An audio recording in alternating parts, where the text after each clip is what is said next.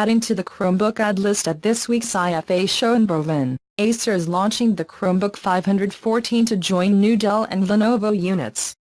Like the new Dell Inspiron Chromebook 14 and Lenovo's Chromebook Yoga, the Acer model is a premium Chromebook, with touches that give you less of a budget sensation than is normally known for the platform.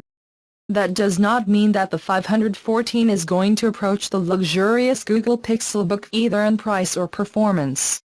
Instead, it seeks to provide a slightly stronger build quality for a slightly higher price than its competitors of $199.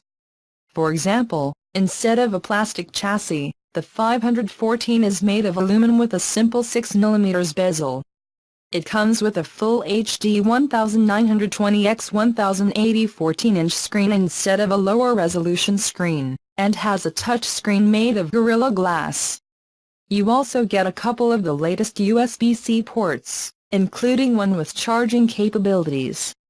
Given the initial price of $349, you should not expect the 514 to have a high-powered Intel Core CPU like the Pixelbook, but with the low overall requirements of the Chrome operating system, it's not necessarily necessary.